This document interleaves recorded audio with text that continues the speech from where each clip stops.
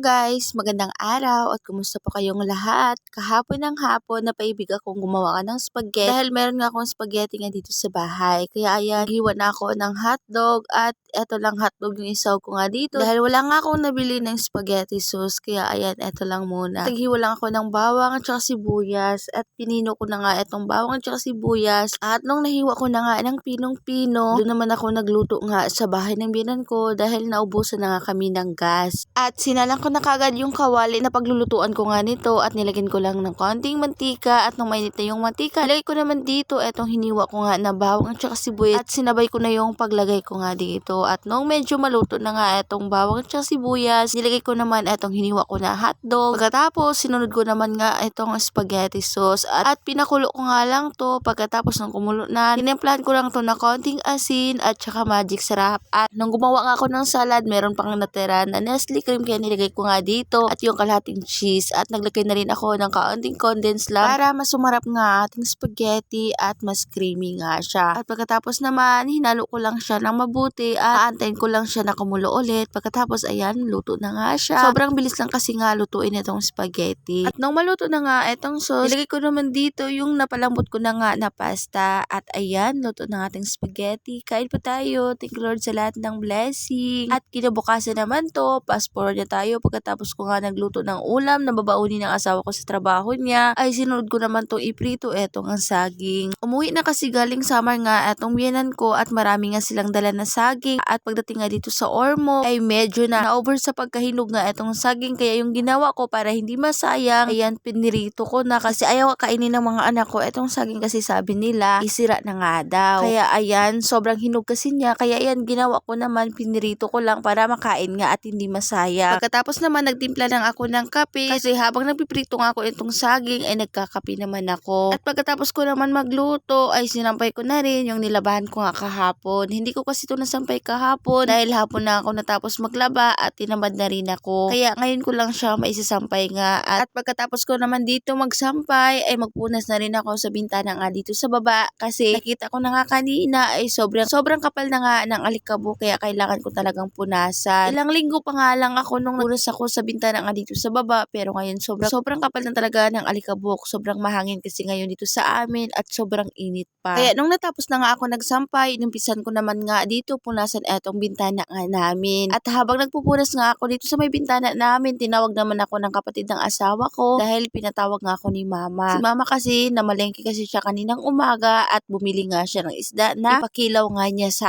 akin. Kaya ayan, pumasok na ako sa loob at hindi ko na nga nakunan yung paggawa ko nga nitong kinilaw dahil nga yung cellphone ko ay nilaruan nga ng anak ko. At ayan lang muna for today's video. Maraming salamat po sa inyong panonood. God bless.